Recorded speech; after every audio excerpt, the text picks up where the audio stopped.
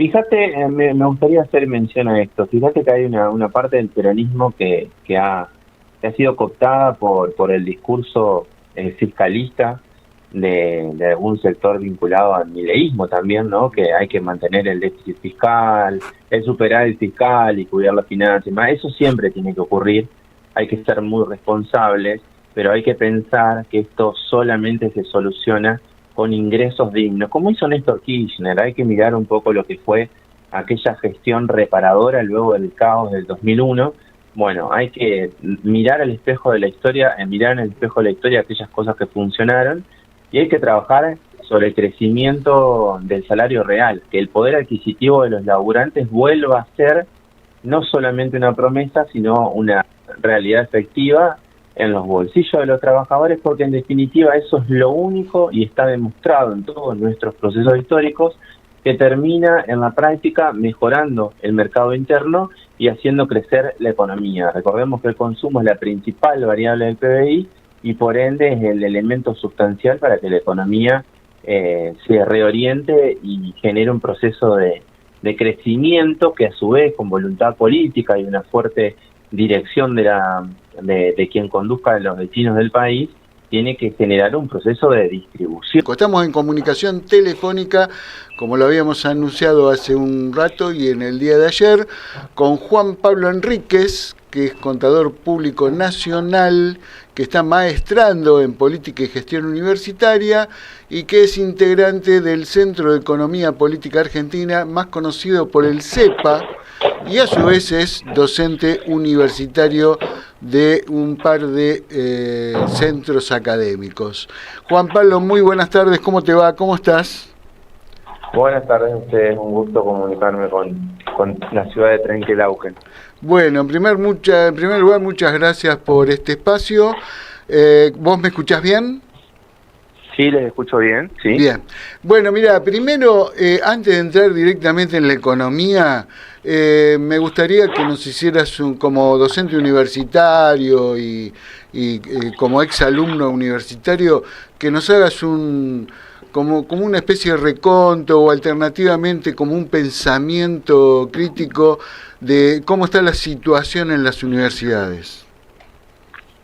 Sí, fíjate, en las universidades se viene dando un escenario muy difícil. Yo el otro día me tocaba hacer mención a que estamos en una época muy parecida al 2001, ¿no? No sé si recuerdan aquel tiempo donde López Murphy y Patricia Bullrich insistían con el recorte del 13%. Bueno, creo que ahora eso se ve de alguna forma más atemorizado en función de que en estos 2 años de gestión, 2 años y algo ya que lleva la gestión de Javier Milei, se ha perdido el 41% en términos reales del presupuesto universitario y más del 34% han perdido los docentes universitarios de cara a su capacidad adquisitiva. Si debemos recordar que de acuerdo a un análisis en relación con los haberes de quienes trabajan en la universidad, ya sea docentes o no docentes, solamente los titulares con dedicación exclusiva y los no docentes categoría 1 y 2 tienen ingresos superiores a la canasta básica total, que es la que mide la pobreza. El resto está muy por debajo y eso marca una realidad que es de suma hostilidad y que de alguna forma, al igual que otros sectores de la economía, coloca a los trabajadores de las universidades en una situación muy desgastante, con un dato que es crucial. Más de 10.000 docentes universitarios han dejado su lugar de trabajo en este tiempo porque obviamente hacen una actividad que no les alcanza para poder llegar a fin de mes. Sí, evidentemente la situación es crítica en la universidad y también en los centros de investigación. Es decir, se le ha quitado, costó mucho a principios de los 2005, 2006, repatriar a los científicos y ahora los estamos volviendo a perder nuevamente. Sí, tal cual. Fíjate que el tema de los científicos ha sido un estigma en la Argentina y y una de las matrices fundamentales que necesita cualquier país que pretende llegar a un esquema de desarrollo y distribución de la riqueza. Bueno, acá en Argentina lamentablemente se empezó a desguazar. Hace 15 años atrás estábamos produciendo satélites para exportar al mundo, en un avance tecnológico sin precedentes, y en la actualidad estamos haciendo recortes de todas las partidas que también determinan el alejamiento de científicos que luego de haberse formado en la educación pública argentina terminan trabajando muchas veces para empresas internacionales que no tienen nada que ver con el bienestar de nuestro pueblo, ¿no? Seguro. Seguro. Vamos directamente a la economía, que es para lo que te convocamos. Hoy salió hace un rato nada más la inflación de abril con el 2,6%. ¿Esto está dibujado? ¿Es real? ¿Qué se puede saber sobre este dato que da el INDEC? Sí, partimos de la base que la canasta que utiliza para la medición el INDEC en la actualidad es del 2004, ¿sí? Tiene más de 20 años de antigüedad, no refleja para nada la realidad de los consumos de las familias argentinas, sino todo lo contrario. De hecho, hay un indicador fundamental que son los servicios, que están ponderados erróneamente. Hoy en la actualidad la gran cantidad de los servicios para las familias argentinas determinan un importante porcentaje de sus erogaciones, y en esta canasta, dado que los servicios estaban en aquel tiempo sujetos a algún tipo de acompañamiento por parte del Estado, subvencionados, no tenían una gran participación. Bueno, eso ya marca una restricción en términos estadísticos que no nos permite confiar para nada en este dato de inflación, que además tiene el agravante de que en enero se iba a empezar a implementar un nuevo indicador sugerido inclusive hasta por organismos como el Fondo Monetario Internacional, con una canasta básica derivada de la encuesta de hogares del año 2017-2018, que no se llevó adelante justamente porque el gobierno iba a tener un resultado negativo a la hora de mostrarle a su público, ¿no? Ese que todavía sigue confiando y que pareciera que es cada vez menor, atento a los resultados que se están dando en los bolsillos de las familias argentinas. Claro. Comparte la mesa conmigo dos compañeros, Alejandro Romero, el que te va a hacer una pregunta. Juan Pablo, un gusto, buenas tardes, escuchándote atentamente, y de acuerdo a los datos de inflación que acaba de dar el INDEC, como bien decía Daniel, del 2,6% para abril, y proyectan para mayo el 2,3%, y para agosto, no sé por qué para agosto, el 1,8%. ¿Cómo se hacen esos cálculos teniendo en cuenta justamente que vos decías que hay valores que no se tienen en cuenta? Y porque el gobierno necesita vender algo positivo en todo este escenario tan negativo. Vos fíjate que en el mismo día de hoy también salieron datos de la SRT, donde marca que cerraron casi 24.500 empresas, y hay un incremento sustancial de la cantidad de trabajadores registrados que quedaron fuera de sus empleos. Entonces, en ese mismo escenario, tratan de generar, de hecho el presidente fines del año pasado dijo que para agosto de este año, que falta muy poquito, íbamos a tener inflación cero, y desde mayo del año pasado hasta el mes anterior la inflación no hizo más que crecer, con ese indicador que está sujeto a cualquier tipo de crítica y que no resiste a ningún análisis científico serio, porque es muy antiguo para ponderar las realidades de consumo de la actualidad, ¿no? Entonces, el gobierno suele utilizar algunos mecanismos de marketing para intentar contener a cierto público que aún lo sigue, pero en la realidad se están viendo las consecuencias.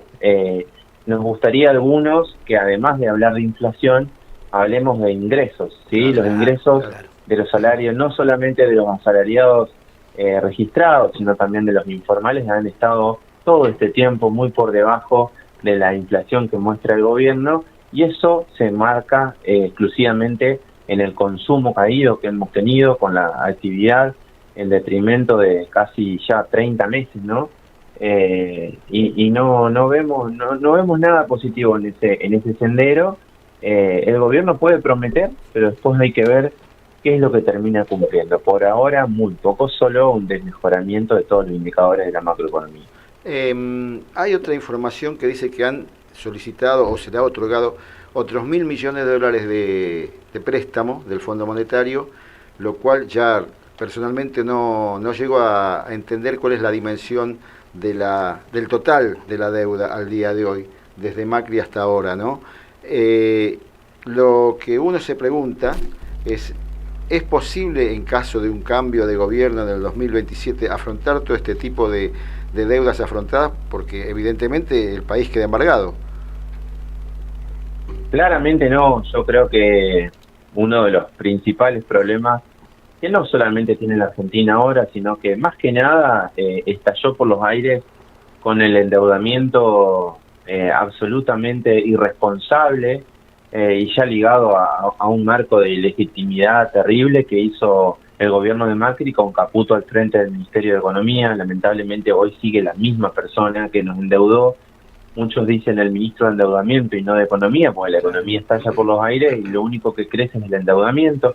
Entonces, en ese marco, poner en valor que la próxima gestión, ese ancla que tendrá, como le pasó a la gestión anterior también, ese ancla que tendrá para gobernar será el endeudamiento, y no solamente vamos a tener que depender de un equipo económico que esté a la altura de las circunstancias, sino de una voluntad y un coraje político para ir a enfrentar a los organismos multilaterales de crédito, como en su momento hizo Néstor Kirchner, acompañado por Lula en la región, y que lograron desendeudarse con el Fondo Monetario.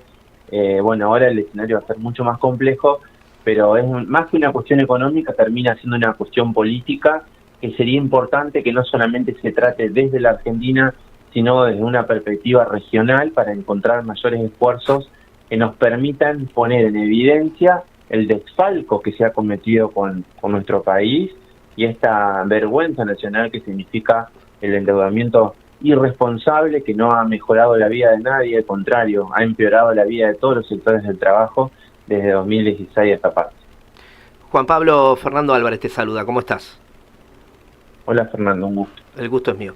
Juan Pablo, a ver, si repasamos los indicadores de baja de consumo, salarios en blanco bajos, salarios no registrados bajos y en precarización, baja de o sea, las jubilaciones congeladas y cada vez más despreciadas, baja de y disminución considerable de todos los índices de producción. Pareciera que esto es una cuenta regresiva, o sea que el gobierno está en una cuenta regresiva, porque lo único que le queda es, como bien vos lo expresabas, es agarrarse de un sector que lo protege, que lo encubre, pero a ver, ¿cuánto más puede seguir sosteniendo lo que es esa venta de ese globo de humo y que el relato se caiga? Sí, fíjate que a mediados del año pasado parecía que estábamos en un escenario similar y finalmente Trump, creo que mucho a través, no solamente del acompañamiento, que finalmente fue poco, sino más que nada desde lo cultural y desde la generación de miedo que si Milei perdía, Argentina se iba al precipicio literalmente. Sí. Bueno, creo que ese acompañamiento ya hoy no está dando resultados. Si bien el gobierno nacional, como bien mencionaban ustedes recién, se la pasa generando mecanismos de endeudamiento y siempre cuentan con el aval de Estados Unidos vía Trump, la caída en imagen de Trump termina repercutiendo también sobre el gobierno nacional, porque obviamente se van a preocupar más por ellos que por el resto de los países subordinados, y pareciera que toda esta ola de esperanza que tuvo gran parte de la población, que terminó acompañando a Milei en aquel tiempo, termina reduciéndose ostensiblemente hasta alcanzar en la actualidad, según consultoras como la de Sudán Córdoba, menos del 30% de acompañamiento, es decir, una cantidad inferior a lo que tuvieron en la primera vuelta, ¿sí? De hecho, esto es el resultado, obviamente, de bolsillos que no alcanzan para nada, y hay un dato crucial que también salió en el día de hoy, que está vinculado con esto, que es el crecimiento sostenible y ostensible de la morosidad, ¿sí? Las familias argentinas, al tener tan poco ingreso para poder llegar a fin de mes, acuden a este tipo de herramientas solamente con el objetivo de comprar alimentos. Aquí las familias no se endeudan para cambiar el auto, como era en otro tiempo, para irse de vacaciones o para mejorar su vivienda, sino solamente para sobrevivir. Tal cual. Una consulta a futuro. Suponiendo que cambia el régimen de gobierno, ¿cuál sería, según vos, la primera medida fundamentalmente económica o financiera para que el gobierno entrante se plante de forma poderosa, digamos? Fíjate, me gustaría hacer mención a esto. Fíjate que hay una parte del peronismo que ha sido cooptada por el discurso fiscalista de algún sector vinculado al mileísmo también, ¿no? Que hay que mantener el déficit fiscal, el superávit fiscal y cuidar las finanzas. Eso siempre tiene que ocurrir. Hay que ser muy responsables, pero hay que pensar que esto solamente se soluciona con ingresos dignos. Como hizo Néstor Kirchner, hay que mirar un poco lo que fue aquella gestión reparadora luego del caos del 2001.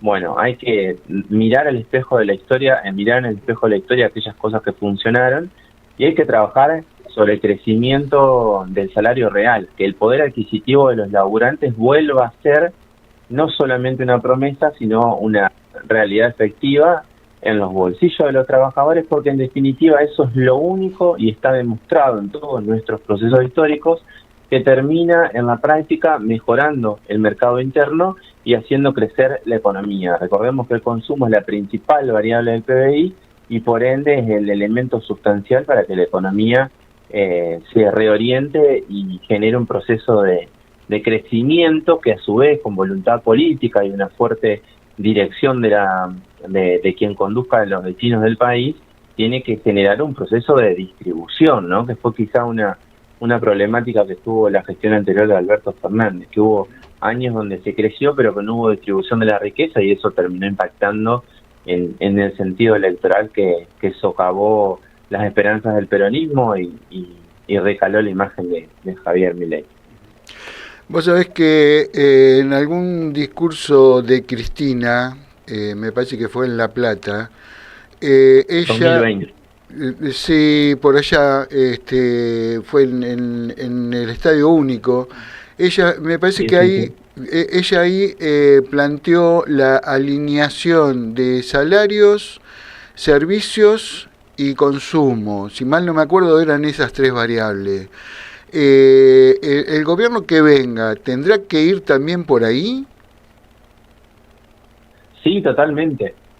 Acá yo creo que lo importante también es poner en discusión algunas cuestiones como es la de cobrarle mayor cantidad de impuestos a los más ricos, ¿no? Como hacen todos los países del mundo que son desarrollados y que tienen bienestar en su población. Quizá habrá que hacer un enorme cambio cultural porque la palabra impuestos está demonizada y en realidad acá lo que pasa es que los impuestos que se cobran en la Argentina son regresivos y en términos comparativos termina pagando más un consumidor normal y habitual que Marcos Galperín. Entonces, hay que dar vuelta la cuestión semántica, cultural y demás, y hay que hacer como esos países que sí funcionan y cobrarle más a los más ricos para generar los recursos, porque siempre se habla de gastos, pero no se habla de recursos, para generar los recursos necesarios que el país en este tiempo histórico demanda para poder poner en equilibrio las finanzas, pero sobre todo los ingresos de los laburantes, ¿no? Estamos hablando de un horizonte mejor que el 2001 en términos de la posibilidad de generar riqueza que tiene Argentina, porque en el 2001 no sabíamos que teníamos litio en el norte, que teníamos las reservas de vaca muerta, las reservas de gas para 200 años. Argentina tiene todo para ser un país próspero, pero obviamente necesitamos de que el Estado regule la economía, que el Estado sea eficiente, esa es una discusión también que hay que dar en todos sus órdenes, y que los laburantes tengan salarios dignos para poder no solamente llegar a fin de mes, sino alcanzar un estado de bienestar que les permita vivir como corresponde en estos tiempos difíciles. Vos sabés que, bueno, te estamos robando un poco de tiempo, pero hay cosas que nos preocupan y mucho. ¿hay tendencia a que siga habiendo pérdida de empleo? Es decir, ¿la pérdida de empleo va a continuar a futuro? Esta semana y dentro de este prospecto marketinero que tienen, hablaron de que el RIGI va a generar tanta cantidad de empleo. De hecho, hay algunos medios que dan vergüenza ajena como hacen ese tipo de anuncios, ¿no? Porque después en la práctica no se ve nada. Y de hecho, vos fíjate que perdimos este mes solamente entre enero y febrero, que es el último dato, salió hoy, casi 40.000 puestos de trabajo en toda la Argentina en un solo mes. ¿Sí? Estamos hablando de trabajo registrado, no sabemos el número de los no registrados porque no hay información oficial al respecto. Entonces, no hay manera, si no se modifica el modelo económico que es destructor de la industria nacional, que es la gran generadora de empleo, esta tendencia se modifique. En tanto y en cuanto el gobierno nacional siga empecinado en este proyecto de valorización financiera, que atenta permanentemente contra la industria nacional, contra la producción nacional, no va a haber manera de revertir los indicadores. Esto se revierte, como indica nuestra historia, con ingresos altos que superen a la inflación, con capacidad de consumo y de ahorro para poner en valor el mercado interno y para que vuelvan a abrir todas esas empresas que han cerrado en esta gestión, que va a ser la gestión que mayor cantidad de empresas cierren, superando al menemismo, a Macri y a la dictadura militar, ¿sí? Y en muy poco tiempo. Eso marca el grado de destrucción histórica que tiene la gestión Milei y que deberíamos no solamente pensarlo en términos sociales, económicos y políticos, sino también en términos educativos y culturales, para que las próximas generaciones tomen conciencia y no volvamos a cometer nunca más este tipo de latrocinio sobre nuestro país, porque nos cuesta muchísimo poder recuperarnos y la gran mayoría de la población sufre demasiado. Quiero que la audiencia sepa que estamos terminando prácticamente la conversación con el contador Juan Pablo Enríquez, que está haciendo una maestría en política y gestión universitaria y que pertenece al Centro de Economía Política Argentina, que lo conocemos más comúnmente como el CEPA, ¿no es cierto?, que tiene dos grandes referentes y bueno, evidentemente Juan Pablo se va perfilando para ser un gran referente. ¿Cómo es esto de la maestría, Juan Pablo? ¿La estás haciendo presencial, virtual? ¿Qué posibilidades tiene el interior de la provincia de Buenos Aires en hacer estos estudios de maestría a través de las redes? Sí, más que nada te voy a, primero, bueno, nuestros dos grandes referentes son Julia Estrada y Hernán Lecher, ya creo que la mayoría los debe conocer, sí. Pero más allá de la maestría, que la estoy haciendo en mi función de docente de la Universidad Nacional de Entre Ríos, pues yo soy entrerriano, y mira. más que nada mi participación política y económica se reordena acá en el territorio, en la provincia de Entre Ríos. Ajá. Lo que estamos impulsando desde CEPA, y de hecho se van a abrir inscripciones a la brevedad, es la diplomatura en economía política, ¿sí? Diplomatura que dirige Hernán Lecher. Va a ser, creo que se va a hacer en dos universidades, en dos facultades, en el segundo cuatrimestre. Es plenamente virtual y puedo asegurar, como egresado de esa diplomatura, es una formación crucial y excelente para el próximo tiempo, para entender no solamente nuestros procesos históricos, sino también para planificar la Argentina que se viene y además está reorganizada desde una perspectiva pedagógica que la puede llegar a abordar cualquier persona, aquel que haya pasado por la universidad o aquel que no ha tenido la posibilidad de ser egresado de la universidad. Lo importante, y como decía Scalabrini Ortiz, es que planteemos la economía en un lenguaje coloquial, en un lenguaje sencillo, porque los asuntos económicos deben ser abordados por todo el mundo, y si nos hablan en difícil como hacen los ortodoxos, es porque algo raro tienen entre mente y seguramente nos están jodiendo. Seguro. Invitamos a que se sumen a las diplomaturas del CEPA, que a la brevedad van a estar en todas las redes sociales, sobre todo sigan a Julia Estrada y a Hernán Lecher, disponible los procesos de incorporación y de inscripción, y son plenamente virtuales. Muy bien, Juan Pablo, en primer lugar, muchísimas gracias. Espero que sea una primera comunicación de muchas y que tengamos la posibilidad de ir organizando cada tanto una charla para seguir aprendiendo economía. Estamos a plena disposición de ustedes, agradezco el llamado y muchísima suerte con el programa. Yo también hago radio, así que entiendo un poco de la cosa y bueno, ojalá sigan creciendo y sumando oyentes. ¿En qué radio, Juan Pablo? ¿En qué radio? En un streaming acá de la ciudad de Paraná. El programa se llama PBI, la política, el barrio y la indiferencia. Y bueno, estamos intentando. Bueno, mandame el link después. Claro. Mándame el link. Se los voy a mandar ahora. Manda el link, ¿sí? Porque nosotros retransmitimos el Destape y sábado y domingo, más allá que el Destape tiene fútbol, tenemos algunos espacios que nos gustaría compartir, sobre todo el domingo a la mañana con nuestros oyentes, así que nosotros lo que podemos hacer es buscar el link y reemitir o emitir algunos de los programas que ustedes tengan, así establecemos un lindo vínculo con las radios del interior. Buenísimo, nos encantaría sobremanera, es importante realizar ese tipo de acuerdos y de alianzas para construir el discurso contrahegemónico, así que fantástico. En línea después seguiremos charlando sobre el tema y ya agradecerles por la buena predisposición. No, al contrario, es un placer para nosotros tener, nadie es profeta en su tierra y el hecho de tener compañeros que tan claramente nos explican la economía del presente nos ayuda a buscarle el vericueto necesario para zafar de este modelo libertarado, qué sé yo, no sé cómo decirlo, ¿no? Juan Pablo, muchas gracias, es muy amable. Un fuerte abrazo. Chau. Gracias por el tiempo. Hasta luego.